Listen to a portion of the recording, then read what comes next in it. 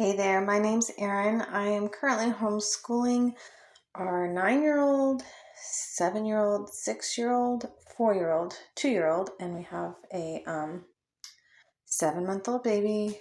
So every Monday I do my lesson planning and I use a weekly checklist and a daily habit tracker for like the daily school items we always do.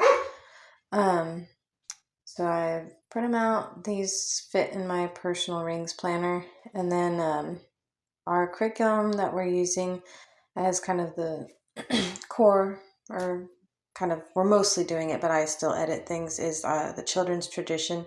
And that has been really beautiful this year. It's helped a lot with coordinating so many kids close together where we can combine a lot of classes and have kids participate on different levels instead of trying to do all of these different checklists and different books. It puts us kind of all together as a classroom. It's really nice.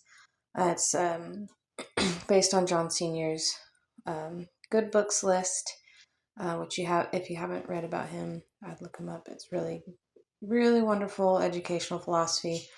I think it's a missing piece in our culture where we kind of focus on just like paper rote memorization, and it really emphasizes that you need real life experiences to really understand things. Like if you're reading classic children's literature and they've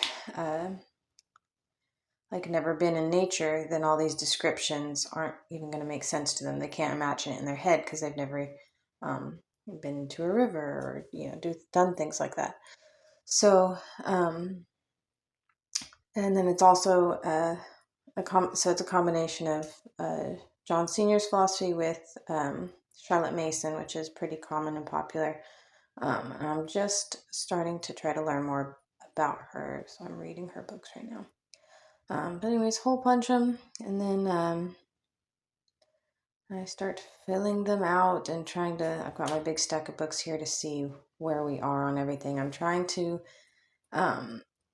increase how much I assign to my older two for their own reading. Up until this year, I did everything as a read aloud, and it's just our 2-year-old boy is just getting a little too wild to sit through me reading that much to everybody. So I'm having to change it up a little bit.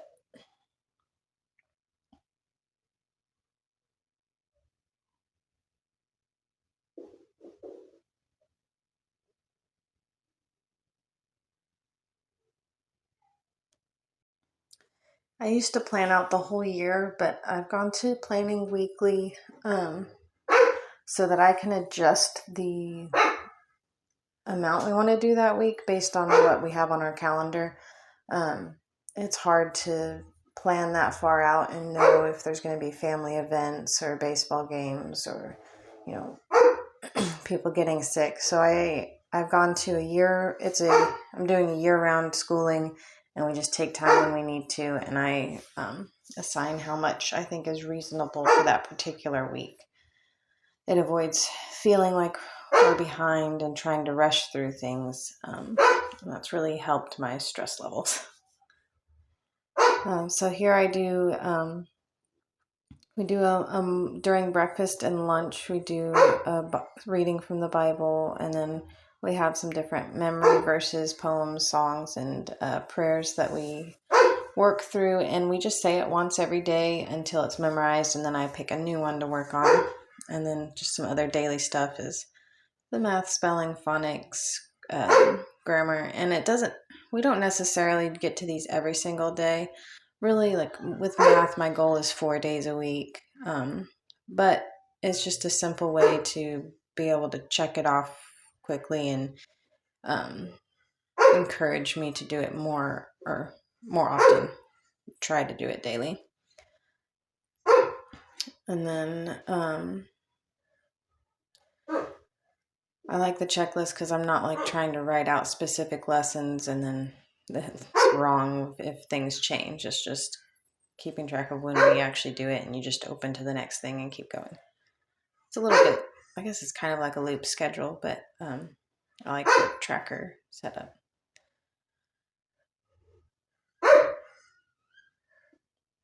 And then this weekly thing is where I put down specific readings that we want to get to. And these are for things that are not necessarily daily. Like we rotate through a bunch of different books and have several things going at a time. And some of these are my read alouds and some of these are going to be like for specific children, but I just keep all of my kids' stuff on the same checklist. And then I have different little notepads that I would write out a daily checklist and pass it to the kid. I actually keep it on the refrigerator right now. So I would pull from these lists each day for their little daily list. And that too, I can change up on a daily basis and pull a large amount from this weekly list, or maybe just a couple things depending on how the day is going.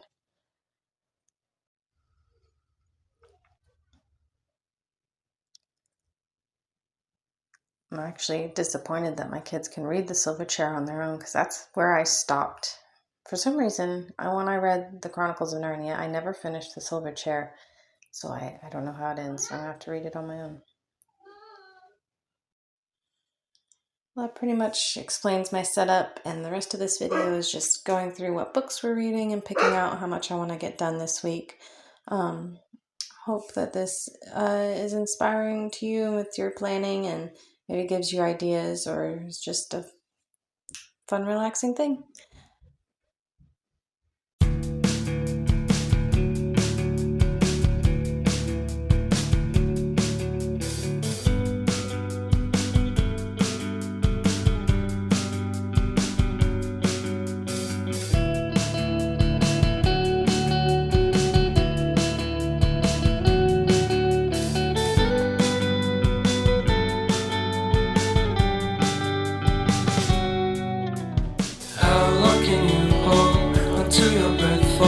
It's been too long now. I think that I want a second guess you, a second guess me, a second guess them. Don't second guess me.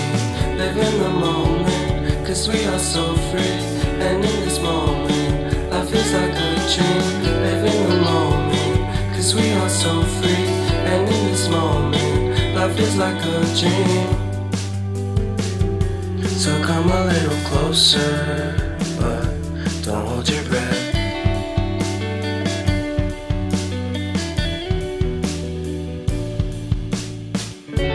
Silence in the background, violence in your eyes now. Remember that time you gave your heart to me. Remember that time when life was like a dream. You know what I know. You know what I know. I need to hold you close to me.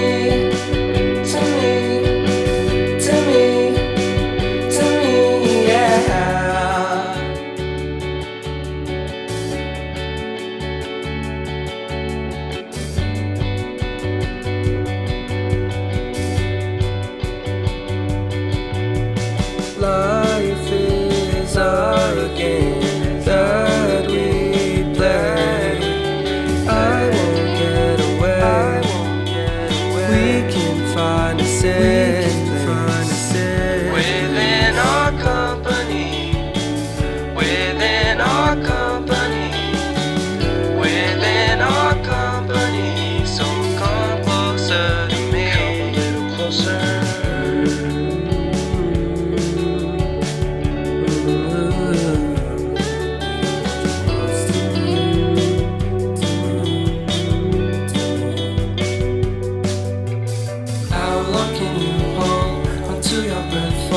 It's been too long now. I think that I want a second guess you, a second guess me, a second guess them. Don't second guess me.